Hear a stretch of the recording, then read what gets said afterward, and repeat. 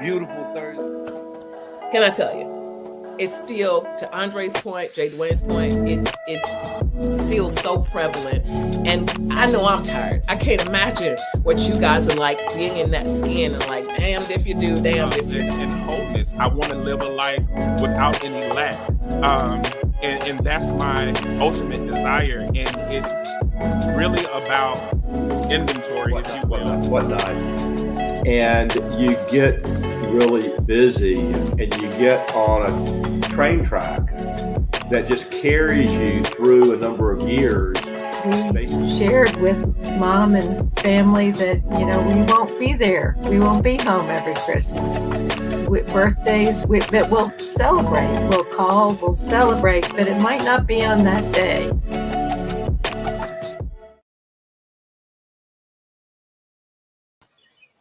All right, welcome to another edition of Grown Folks Business. I'm so glad to be here and to share the time with some wonderful women who I believe are going to have some amazing things to say about Black women, because they all are. So I'm glad this came together. Lisa, I'm glad this came together, and I'm glad to share this space and time with who I think are some beautiful, strong, intelligent, awesome, amazing folks who just happen to be Black women. So welcome to Grown Folks Business on a beautiful Thursday evening. And tonight's topic is respecting Black women, media's duplicitous love of Black girl magic. So this kind of takes place because actually Ajane and I were having a discussion. I don't know, it's been about 2 or 3 weeks ago. You guys know my focus is depictions of Black Americans in media. Of course, a lot of my reflections on grown folks' business and things I've discussed in this space have been concerning Black men or Black people in general, but I've never delved down the road of this level of specificity associated with Black women and just made it a topic. And I was like, you know what? After I think it was last week or whenever we had the show that you, all three of you guys was here, this makes perfect sense for this crowd. So that's how we reached this space in place, and I'm glad to be here and have this conversation. So I'm going to say, Celeste, if you can open and start us off. Respecting Black women, media's duplicitous love of Black girl magic. So keep in mind the media aspect with the questions if you can. With that being said, what is Black girl magic, and do you believe in it?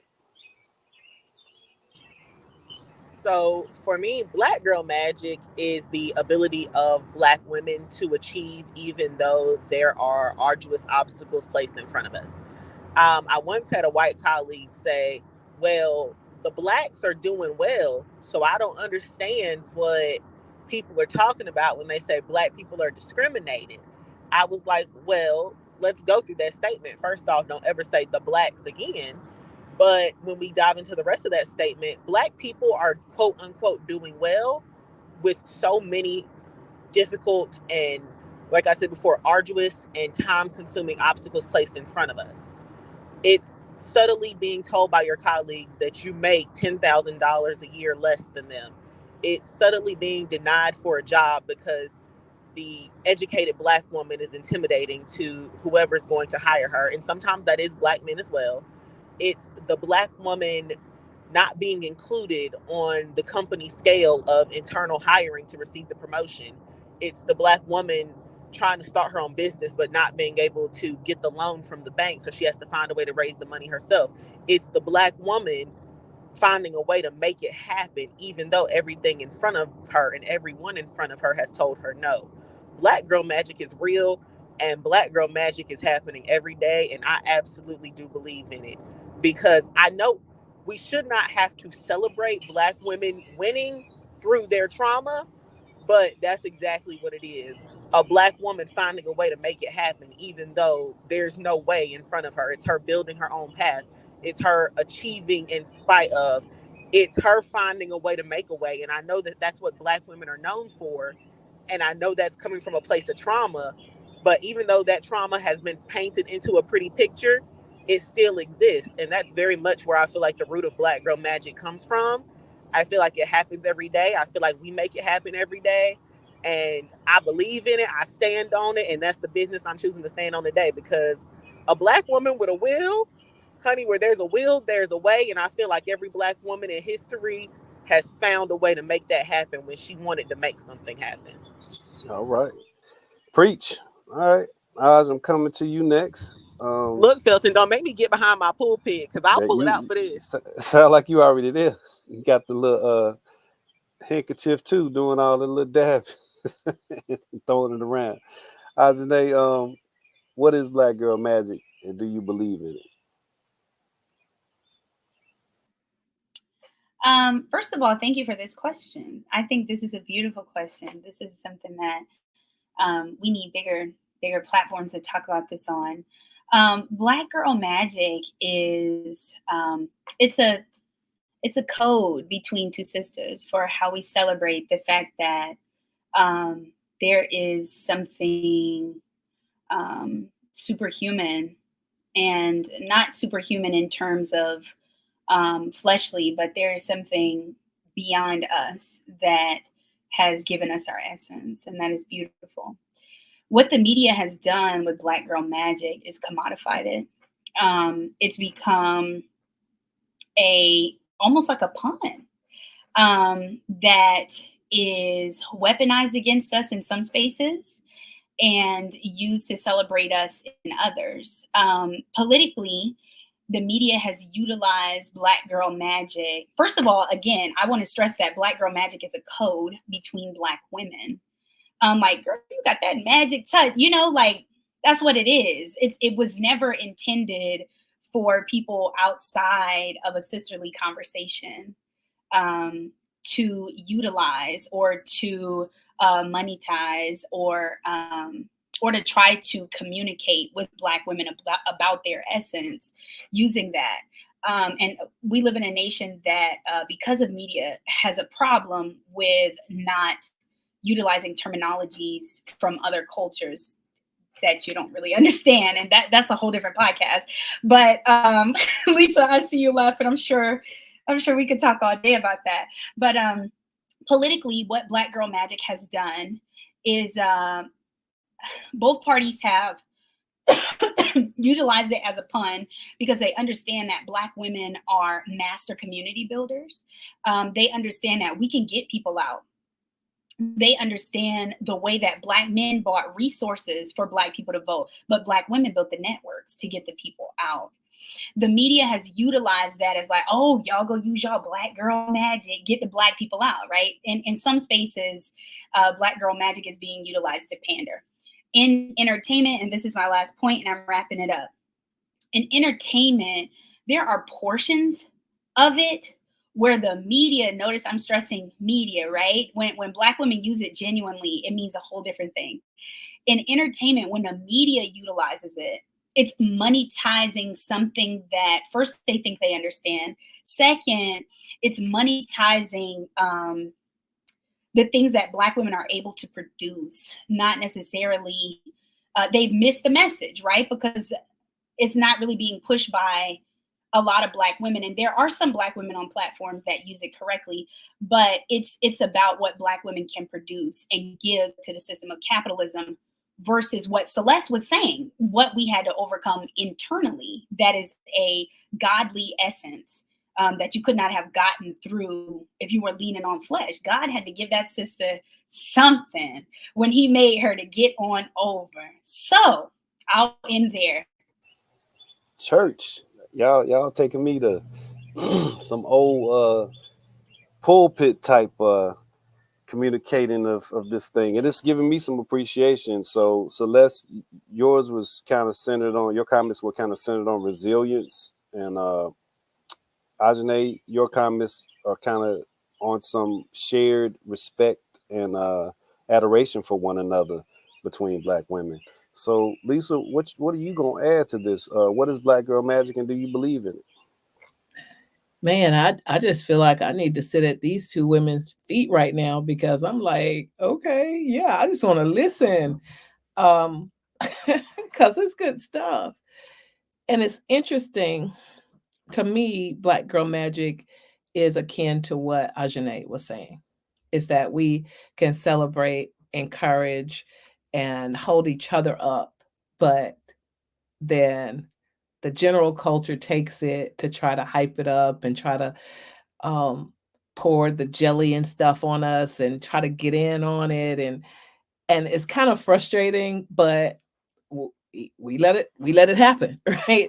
Um, but the accountability for what I do with it, right? For what I do with it. I had a conversation with a highly respected brother today that was asking me about another Black woman. I don't clown people generally in public, and I definitely make it a practice to not clown my Black people in public. So this was a private conversation, and I said, to me, that person is what most ignorant people believe Uncle Tom is. People that don't know the true essence of what Uncle Tom was. I said, but I'm just gonna let her make it because it's a Black woman, right? And she's doing her thing, chasing her bag, and accepting all the Black girl magic from the others who is celebrating her. But I have to hold my accountability to myself and hold that respect for it's a Black woman, right? So the magic that's in me is that I can't let anybody else pull me and use me to disrupt her because everybody else does it. So even that in-depth conversation we had, I don't like it because it shows up a little disingenuous, but I have to be authentic, right? And so that's what the magic is to me, the classiness with the sassiness, that I don't have to beat you down, Ajane, Celeste, whatever, in public or in private. I can inspect your fruit and decide if our values align. But the magic is in me respecting that. I get you. I actually met another phenomenal Black woman earlier today, and I know you can't read my T-shirt, but I see my little Air Force symbol on here, and I have my little United States Air Force mom cap on, and she's actually an Air Force veteran. And I said, I don't like believe in all the hype. It's just I wear this stuff sometimes to remind myself that this is something that a child of mine got through in spite of me, right? So that's part of that other magic, is that this ain't even like, wow, great, great, great. It's like, wow, in spite of me, even though I was doing my best, this kid that came through me did this for themselves, and it could have went another way. And so we like celebrating each other, because then she went into her experience as a Black woman in that United States Air Force. And then I'm celebrating her because when I seen her a couple weeks ago, she was like, yeah, it was the best decision I made. So I had to say, well, wait a minute. What about this other stuff? But I didn't say that, in public, right? It's like I'm celebrating her. That's the magic, to be able to hold yourself to this level of celebration for I get it, and it's something different. No other person, God bless, I love my Black men, Lord have mercy. No other person has to walk around, got a Black girl magic waving goodbye to me right now. No other human being gets to walk around and know that they were used as a manufacturer, right? So like, just for me to just walk around and be able to hold my head up knowing that other entities thought that that was okay to do to human beings, right? So I can get all into that, but anyway, I said a lot, but I got so much more out of Ajane and Celeste. So Yeah, we're gonna get to it because there's other questions I have. That was just the first one. So from what at a core level you expressed to me, um, being humble is in there in a big way, and not being a hater. So just kind of letting things go, and if it works out in some aspect of a collective favor. But that's something you can definitely unpack a little bit more. Um, Lisa, what does simply being a Black woman mean to you? No magic involved, just being a Black woman. What does that mean to you? Man, why you have to come to me with the hard question? No, all of the first one was hard too. Being a Black woman to me means I'm held to a certain standard of strength that is unreasonable. Felton and I joke often about the feelings thing because I have been slave to my emotions before. I am no longer slave to them, but I do accept them.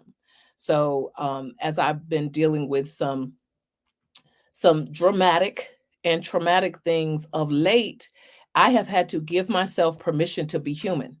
And oftentimes, society, and we participate because we're in society, does not give Black women the grace to be human and have feelings when things need to hurt. Like it's reasonable to expect something should hurt. But I'm thinking about some of the recent things with some um, people in some powerful positions that have had breakdowns in public or been removed in public, or some dramatic things happen in public and then they just get drugged. And it's like, well, wait a minute. They're human beings, and there's a plethora of stresses in being a human being initially, but then we have this bar that, oh, I don't know about that whole strong Black woman thing. Whew, I didn't sign up for that one. Right? I'm just being a Black woman, but then other people want to put that tag on me and then try to ostracize me for reasonable emotional expressions, right? Not the overwrought stuff I was slave to before.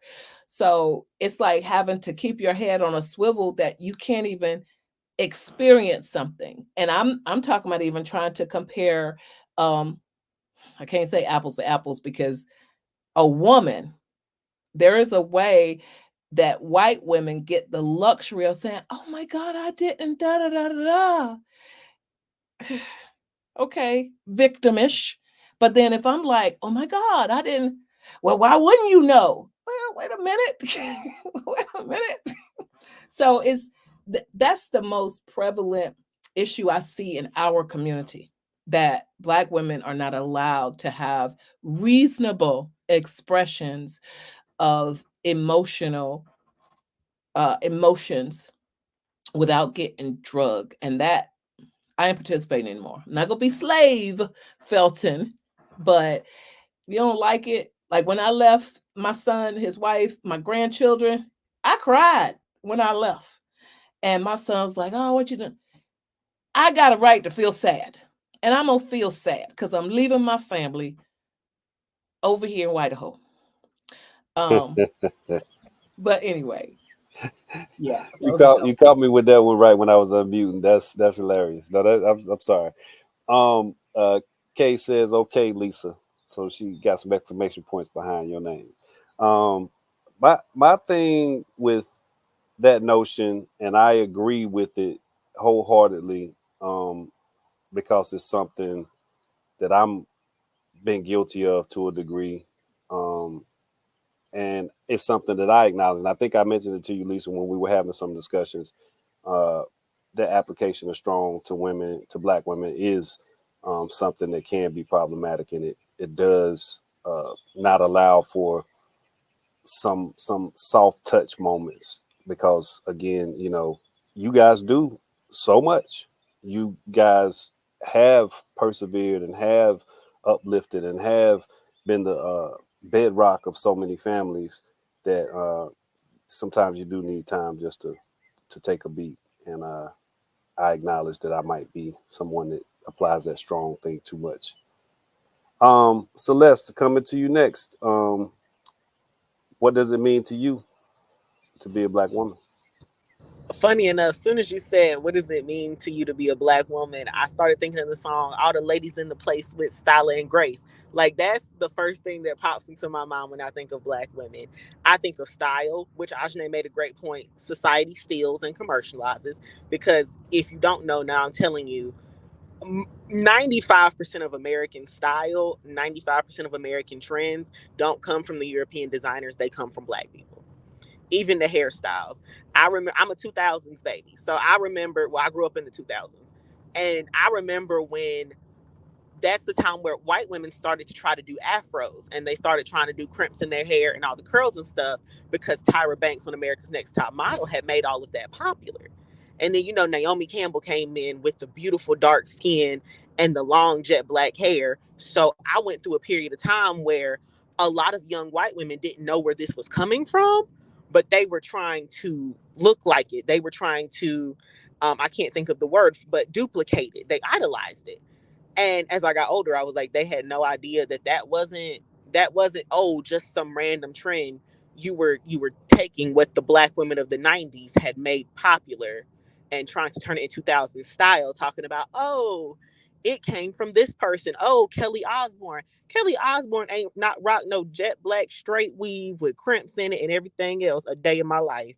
Kelly Osbourne got them different colors of hair. That ain't her. She ain't do that. That was Naomi and Tyra. And then we monetized it and monopolized it into white culture, and it became mainstream and a trend. But when I think of Black women, I think of style and grace. But when I think of Black women and what all of us, and when I say all, I mean light skin, dark skin, brown skin, red skin, you name it, we got to go through it. It's gonna be the ability to the struggle, the ability to fight. Like, it's gonna be strength. Like Lisa said, I didn't sign up to be a strong Black woman all the time. But if you are a Black woman who wants something professionally, or wants something for her mental health, or wants something for herself, if you're a Black woman who just wants to be an artist and paint all the time, you got to be strong, ready, and willing to fight, because in most settings, people are not going to take your emotions seriously. You have to fight just to be heard. And it made me think of when I think it was Lisa or Ajane who said something talking about, it was Lisa talking about Black women in a workspace. And it was funny because today I was thinking about a conversation I had with Felton like a few months ago, and it randomly hit me. I said, if I were a white woman, I wouldn't have to fight so hard to get colleagues of other races to not take my words as me being a mean Black woman. They would think that I was just being spunky. They would be like, oh, she's feisty. Oh, she's spunky. Oh, she's this. Oh, she's that. Instead, I have to watch how I deliver things, and I have to consistently watch my tone, because apparently I speak like an authoritative figure. I speak like a mother consistently. And when I do, oh, your words get lost when you say it because you're just so smart. And when you say it in a certain tone, it really offends us. Like, that is you're not, sometimes you don't have to fight for the respect to the mic and say whatever I want, but are you going to respect what I say when I say it? Like, they'll let you have this just tenacity, veracity, this beautiful thing, this beautiful creature that we are. But then the flip side of who we have to be, we have to fight for respect. We have to, quote unquote, be strong, even if we didn't sign up for it. We have to find a way to deal with our mental health in a way that sometimes doesn't offend others, because some people will watch us that closely. We have to find a way to make it to the work day. We have to find a way to be respected at work, even if we bring the top performance. We have to. When I made the comment earlier about being a Black woman and Black girl magic, is finding a way to make it happen, even when somebody puts 1,000 obstacles in your way. That is what I think of when I think of who does a Black woman have to be herself, versus when somebody asked me what I actually think a Black woman is, that beautiful creature that's just a part of this earth, that's just natural beauty. That honestly, I think of Eve in the wilderness with Adam or Eve, I don't really care. Out there in the wilderness with the flowers, the fruits, the animals. I think of this beautiful natural creature who just radiates beauty, radiates light. And then I think of who we have to be on the flip side, because I would love to be somebody who hangs out all day, just wears pretty clothes, has beautiful flowers everywhere, gets to be a woman of style and grace, who gets to bring my dog everywhere and like show off my beautiful glow and my carefree attitude. But instead, I'm unmuted. I'm getting ready to laugh. Okay, but then I gotta flip it on, and it's like, nah, I gotta hustle. I gotta do this. I gotta do that. I gotta earn so and so's respect. I gotta type this dope legal brief. Hey, Celeste, you made a heck of a point. I gotta slow you up because that's hey, I get it. I'm gonna comment on the style and grace part because I think that's very, very, very much a part of some of the most influential and most amazing Black women that I know. The things you guys do to get yourselves together in a way that creates an aesthetic. And I think that's the word that summarizes what you're talking about, Celeste. Being a Black woman is an aesthetic in totality. And the function is one. It really includes so much of what you express. So yeah, I think you made your point like very clear. I appreciate that. Coming to you, Aj, what does being a Black woman mean to you? Oh Lord, please don't let me bust out laughing again. Okay. I just want to drop something. Those dogs have more laws that protect them than we do. So let me just put that out there for the record, because I stand on that. So being a Black woman, what does it mean? Oh Lord, it's joy and heartbreak and disappointment and laughter and excitement all wrapped up into one. It's beautiful and it's ugly. And it means that we make everything beautiful, especially the ugly things, because we have to. Being a Black woman means being heard in some ways and ignored in others. It means being seen in some ways and being invisible in others. I'll just chat about my own experience in the world that I entered into. I found that people noticed every new piece of jewelry or watch or something like that, that I show up to a meeting, but you never mention my work.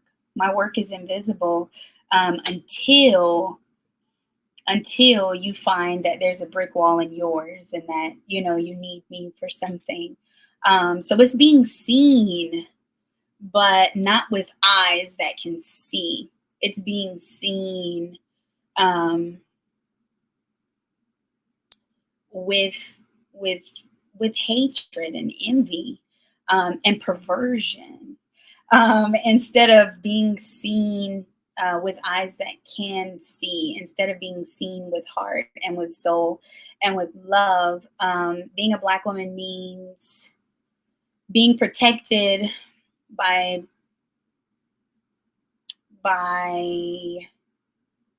white men to be exploited by them and only them, and then protected by Black men because they know that we're the only ones that protect them. But hardly ever does it mean being protected because of just who you are as a person and not necessarily the value that you give to somebody, but the value that you just have because you just are. And being a Black woman means doing what I do, which is in my little medicine bag in my purse, I keep eye drops. That way you can cry in the car, in the bathroom, and then put drops in your eyes and go in a meeting and crush. And people say, oh my gosh, you speak so well, right? But you don't hear me when I'm talking to you after. But when I get up and the other folks say, oh God, we didn't know y'all had her, And being a Black woman feels like hugging Black men that you know are amazing and watching them walk away, and you don't know if you're going to see them again because they might get caught DWB, driving while Black. They might get stopped in the store. They might go to school and they might get school to prison pipelined. And being a Black woman feels like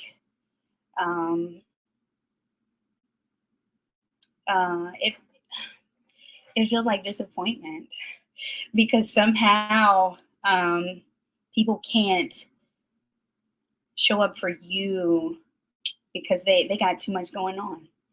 and they mind not right, or they working, they trying to make a way, and that's women, that's men, but it feels like sitting with the heartbreak that you actually got more going on than they do, but they don't know because they so busy, so it feels like being a Black woman feels like God, that you have these people that you love, that you nurtured, and they have no idea how to love you. So I'll leave it at that. Awesome. You guys are hipping me, and I'm grateful to be able to orchestrate a setting where I get to really take a lot in and understand better some people that I really love and appreciate, and that is Black women. Ajane, I'm coming back to you because you brought up something that actually is attached to the next question, and it is based on the comments you made, which I thought were pretty deep when you give them a little bit of thought, and that's the white man protecting but exploiting, and the Black man attempting to protect you in this setting. I think it's kind of what it to sum that up. But gosh, in what setting have you felt most respected? Most respected, if you can pull that out. What you got, Ash? I love this question. I'll preface by saying that I do get some flack in the academy because I reject white feminist theory. So I'll preface by saying that. I have felt the most protected in spaces. So in spaces with Black women who can love past their insecurities,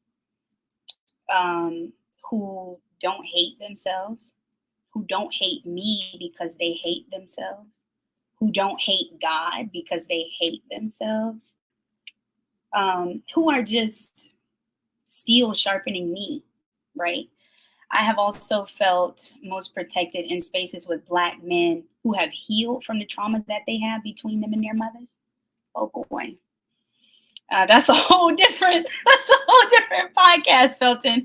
I feel most protected in spaces with Black men who know that I'm a rib, and that breaking a rib is one of the most painful things you can ever feel, because now you ain't got nothing to protect your heart and your lungs.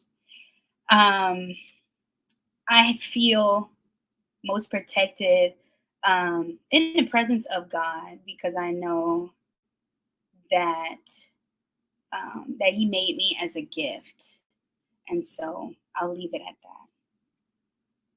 All right, I gotta come to you, Celeste. You guys are y'all making me feel just more powerful, and especially in how I perceive you guys in the world. And this is doing something for me that I can't articulate and put into words right now. So I appreciate y'all. Go, Celeste.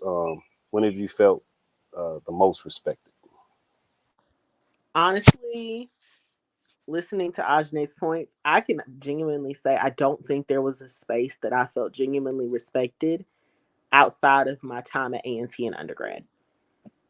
Going into academia, going into my master's program, deciding, I also want to be a professor.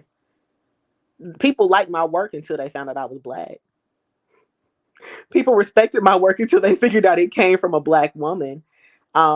Hearing about maternal mortality and its effects on the Black African American community, it was a great paper, but then when people found out it came from a Black woman, it turned into an issue. Writing about the effects of the school to prison pipeline, it's great work, and then you hear the words coming from a Black woman, and it's like, oh, well, you only care about it because it feeds your community.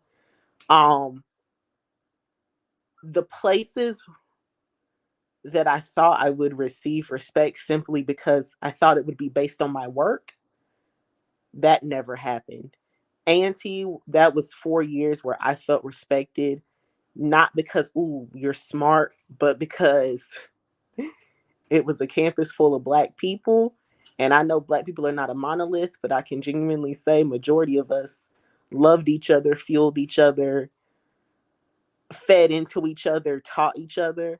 I can honestly say now, being in person at a predominantly white institution for law school, baby, that's an HBCU thing and an HBCU thing only. I think that being valued plays so much of a role in that, Celeste. You can tell the difference in certain environments where you're valued. Sometimes those environments are colorblind. Sometimes, but there are places and spaces where there's a recognition of some value that it just cannot be seen, but it can be felt. It can be like you understand. Your head held high is a different type of feeling in that environment. So I definitely appreciate that, and the Eagles, that part. We family as long as it ain't time for the football season.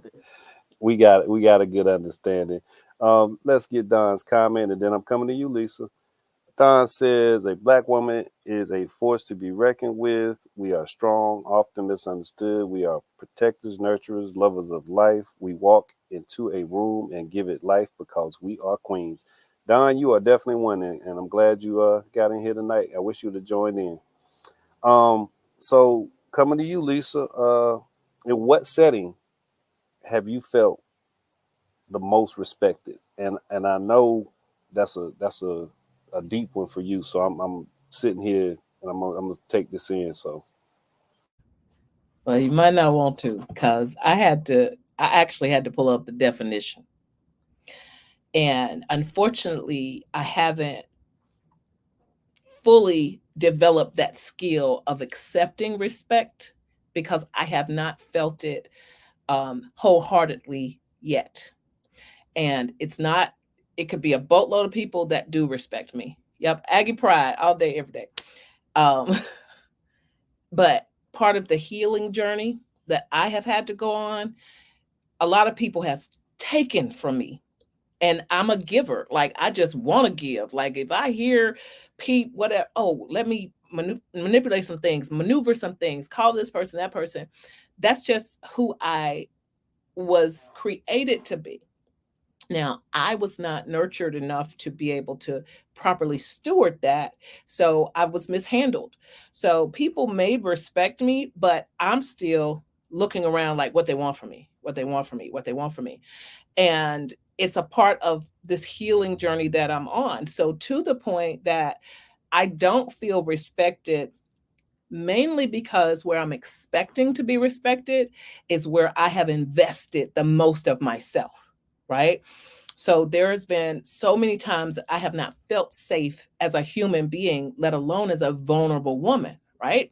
And then if you have the male species, I ain't gonna dog no man because I love y'all, but that's why I go back to that strong Black woman nonsense.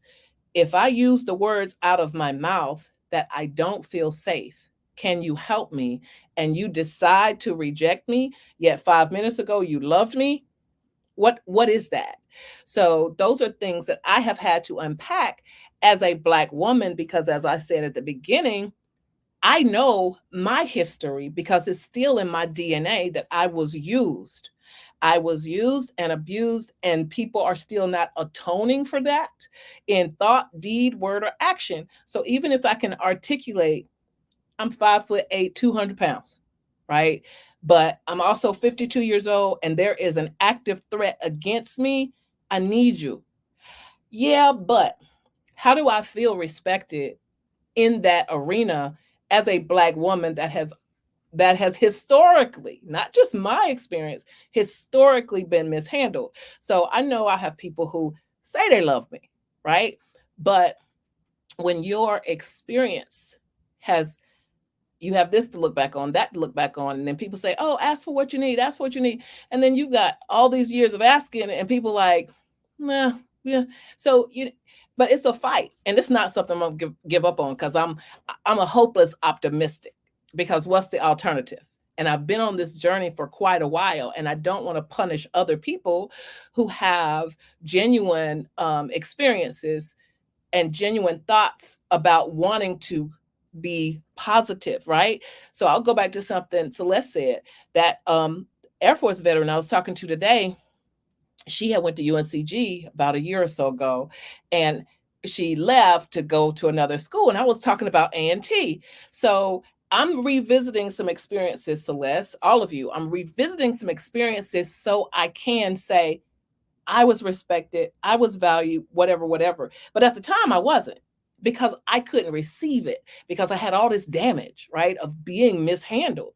It is what it is. It's nothing, I can't go crying about it, but I do have to assess it. So I'm telling my friend, I was like, let me tell you, it was just something about Auntie.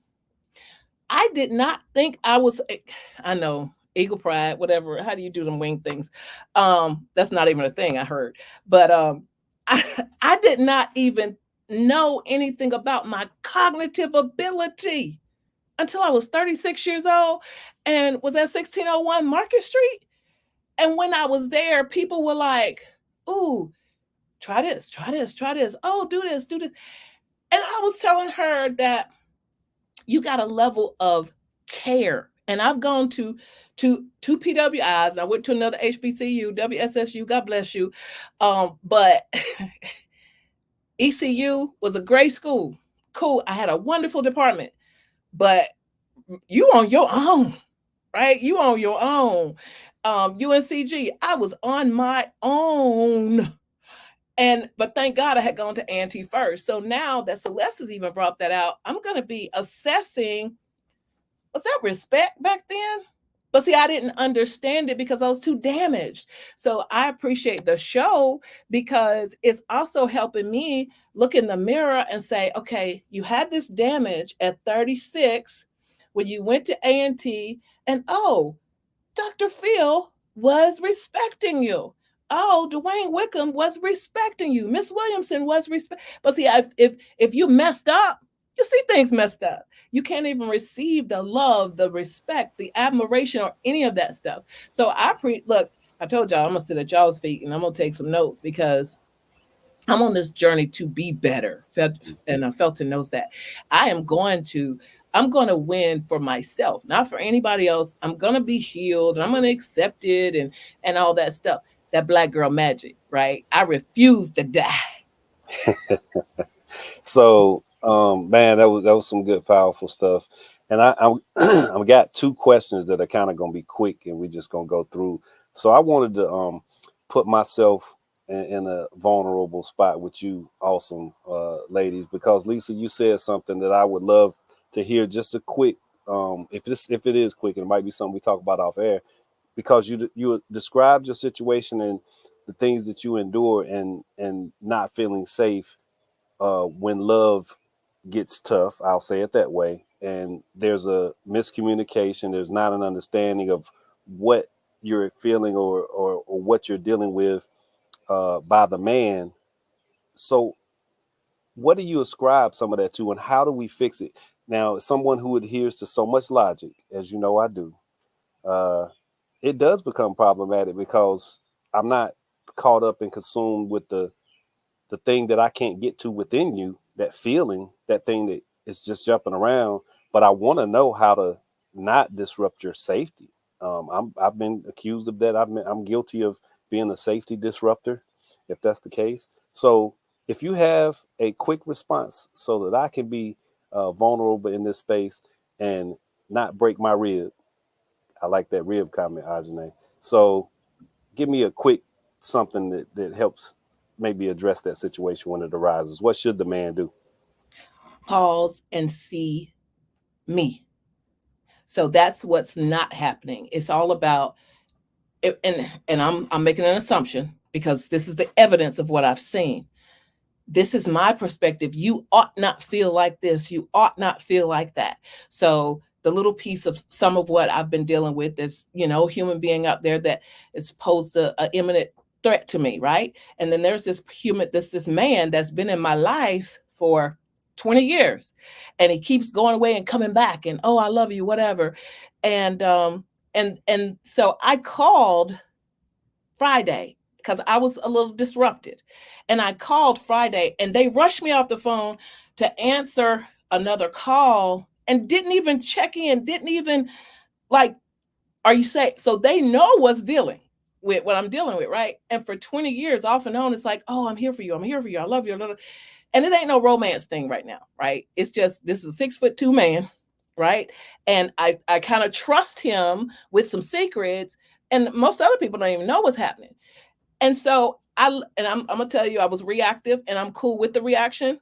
But this grown man did not pause to think about the vulnerable woman that you keep claiming you love, because he had something else he wanted to attend to that didn't involve his safety.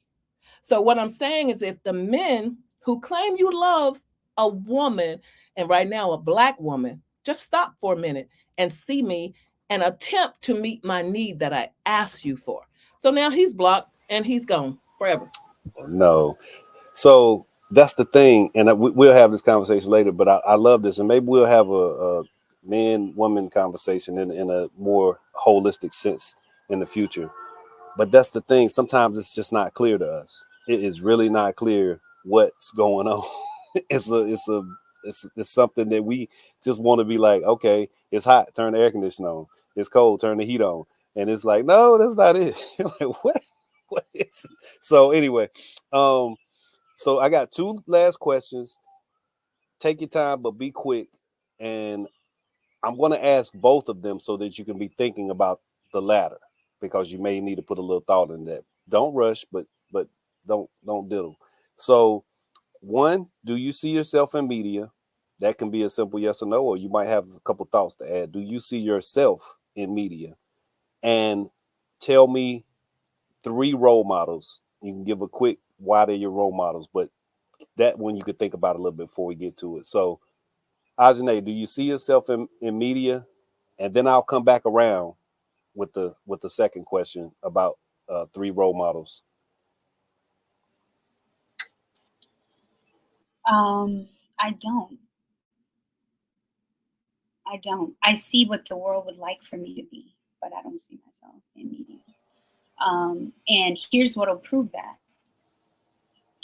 At 17, I went to, because I'm about to name drop my alma mater, because y'all been doing too much with this A&T stuff, and it's unacceptable for me over here. Because see, I didn't want to be an entertainer. I wanted to be a scholar. So I went to. Let me ask something right quick, guys. Is that why you waved me out? Because you was gonna get her. You was gonna get her. Yeah, you was gonna get her. You was gonna get her. Hey, that's what we were doing. You was letting me know you was gonna get her. I wanted to be a scholar, not an entertainer. So I went to the Elizabeth City State University, okay, where our retention rate, okay, I won't get into it. Anyway, I don't see myself. Viking. Okay, know me. We don't wait for it to come to shore. We're gonna jump on your stuff and say, this that you got going, this is over, and it's ours. So exit stays to the left. So anyway, it took for me to be a 17-year-old young woman that went to school saying I want to be a history teacher, and I came across, and I got to name drop my the angel that God put in my path, Dr. Hillary Ann Green. I went to college not thinking I could write, going into a major where I had to take a research course to write to get into. We don't play that at ECSU. You can think you a history major, but not until somebody say you can do this. Because I had a white teacher in AP English who thought I was too poetic and not academic. I say all of that to say that when I submitted my first paper, and Dr. Hillary Green has a reputation that precedes her, you don't have step with that Black woman, because she will step on you and tell you, I'm about to wipe you off the bottom of my shoe. So she is the person that said, Ajane, this writing says PhD. I had never seen a Black woman historian that was trained. I seen people who love history, etc. Loving history and being a historian is two totally different things. And so I had not been exposed. And this is me coming from a military family. I hadn't been exposed to someone I could see myself in. I was exposed to Black women entrepreneurs. I was not fully exposed to Black women who got paid to think. And so I will say that. No, great comment. And while we name dropping schools, I thought Ajane was gonna have my back. I'm gonna say Panther Pride, James B. Dudley. Y'all, none of y'all know what that's like. But thank you, Lisa. Hey, no. That's my HBCU. That's my first HBCU. Anyway, coming to you, Lisa, real quick. Give me the answer to do you see yourself in media? And just everybody be thinking on those 3 role models, and we're going to run around. They don't have to be celebrities, of course. They don't even have to be women, but be thinking on those 3 role models, and we're going to roll around and get that out the way. So let's rock and roll. No. I have not seen myself in media anywhere. Someone from the childhood that I experienced, they went through some things, they made some choices, whether real or imagined, that I didn't make, which made it more dramatic. And then they live certain lives. Like, people are so surprised, like, that I don't curse, right? Well, I love words, right? It's not that I'm opposed to curse words. I just love words, and I just think they're elegant. So I just have chosen to not use bad words. So I haven't seen that in media. And then the way I present myself. So, like, you can see me, my usual uniform Monday through Friday is some Costco pants and a t-shirt. Some pants I got from Costco like 2-3 years ago. I got 6 of the same pair of pants, right? So I do wash my clothes, but I got 6 of the same pair of pants. In the fall, it's a matching long sleeve shirt. But then on Sunday, I'm looking like Superfly. So a lot of time people don't even recognize me. I don't see that in media. The level of switch up I do to based on where I'm going, what I'm doing. I don't have to impress people, whatever. It's just who I am. And then the way I've raised my children, I've been chastised just so much for not letting my kids watch TV during the school week. Like, oh my gosh, how about find something like really bad? So I didn't see that I haven't seen myself anywhere. And then I love artistry and all this other stuff. Somebody once asked me, did I think I was white? Because I went and met a friend at Starbucks when they first opened on Battleground. And I thought that was nuts. So, because I don't go to the club, drop it low, shake it fast, Caucasians got a monopoly on that type of behavior. So I should have made it short and just said, no, I don't see myself in media. I know you like your good country music too, so it's all good. That's we all are complex and diverse inside, so I got no problem with none of that. I appreciate that. Celeste, give me the quick and fast. Do you see yourself in media? I know Lisa don't curse, but can I use one curse word real quick?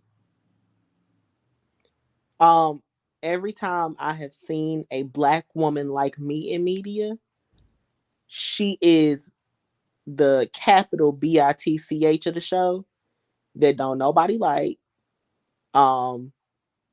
Trigger warning, she either gets sexually assaulted or beat on by the lead in the movie or show, and she loses her job or gets divorced and stripped of everything that she has, because I know I'm a strong personality. I know I ain't meant for the weak and the brokenhearted, because once I know something needs to be addressed, whether it be X, Y, or Z, I'm not trying to come for your throat, but this is where that authoritative and motherly tone, like quote unquote, comes from. You don't feel like you make enough money at your job. Okay, let's go find you another one. You don't like the man that you're with because he treats you wrong. He does X, Y, Z. Okay, let's drop him, go get some therapy, go self-reflect, grow, and move on, and then go get you somebody else.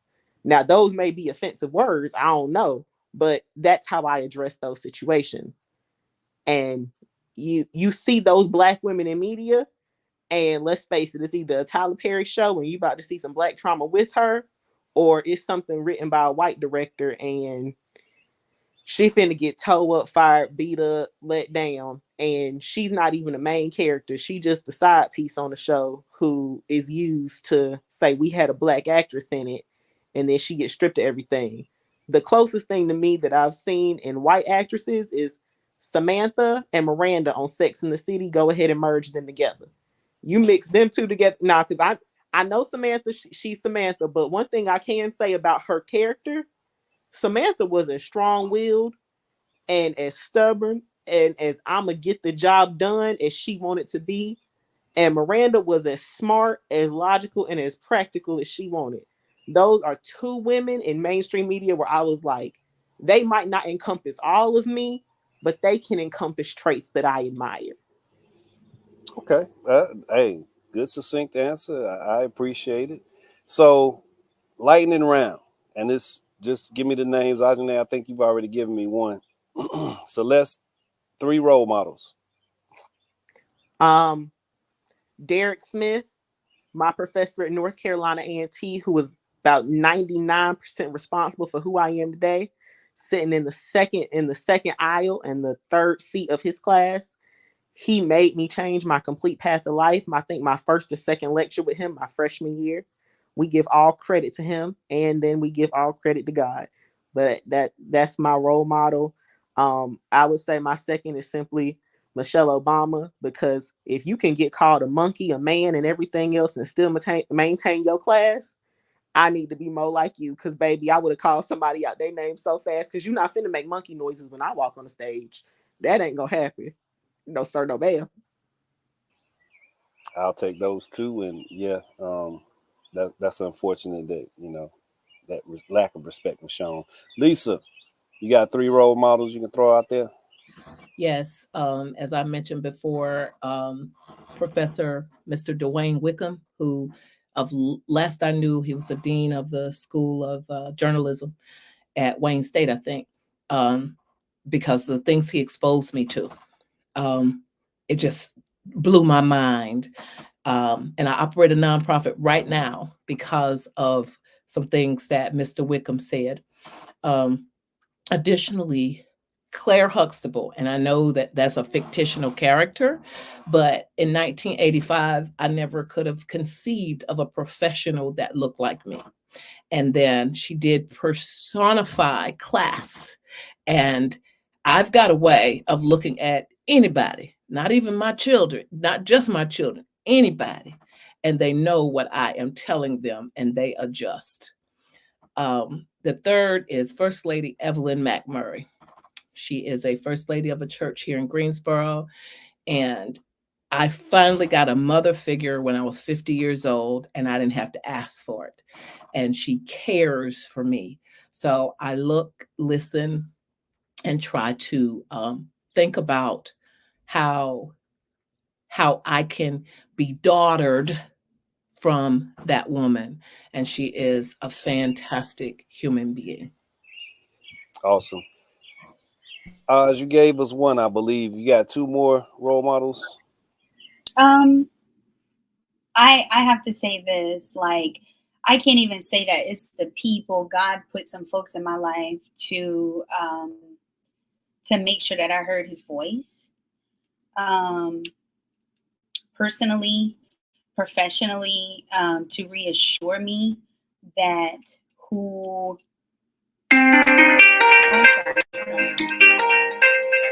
sorry, I'm getting calls. To make sure that who I was who he made me. That's my pastor, Maxine Green. That's Hillary Green. Y'all, I have like 3 Greens in my life that have really like touched me. That's my father. That's my mom. That's my cousin. It really just has to go to God, because he used those folks to make sure that I could, like I said, know that I didn't find spaces where I felt like I could fit in the world, and that that was uniquely designed that way. So I have so many people, I can't just say 3, but I'll just say God, and that'll sum it all up. That sums it up. Nah, I just gotta say, I cannot express enough how wonderful this evening has been for me, and how meaningful it is to get a better understanding. One I should have had before, but I don't know that I've ever thought to give this type of thing the opportunity that I just did with this version of Grown Folks Business this week. So I'm grateful. I stay in a state of gratitude, but I'm even more grateful in the presence of you three, and for what you just have given me in a hour. So we gotta expand that time frame. I appreciate you all. Y'all have a wonderful night. Uh, I can't say anything more than just I love y'all and I appreciate y'all. Y'all have a good one. Love Take you care. too. Bye, guys. All right.